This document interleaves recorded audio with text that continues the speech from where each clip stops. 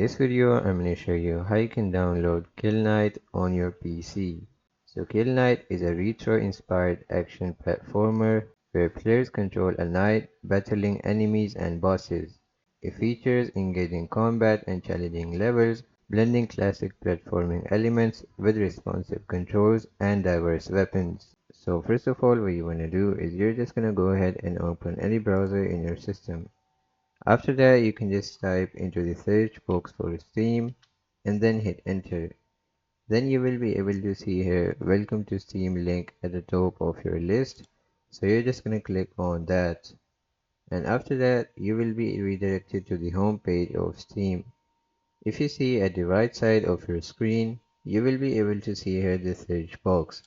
So you're going to click on the search box and then just type in here the name of your game, which is Kill Knight, and then search for it.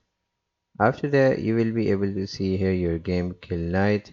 You may be able to see here any option like excluded by preferences, but you're gonna click on this.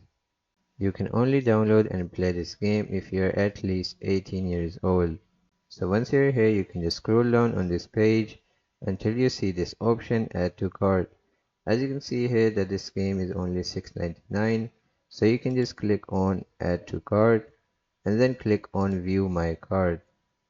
After that, all of the amount which you'll be paying will be displayed over here, which is $6.99.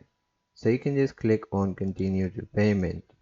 And then if you're not already logged in into Steam account on your PC, they will ask you for your login credentials.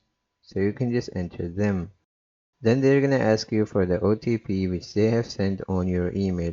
So you can just open your email, copy the code, paste in here, and then you will be logged in into your Steam account. After that, you will be able to select here from different payment methods how you want to pay for your game. So you can just choose any of these payment methods from here, enter all of your payment information, scroll down and then click on continue. Once you click on continue, the game will be bought and added to your library, and from there you can just play your game.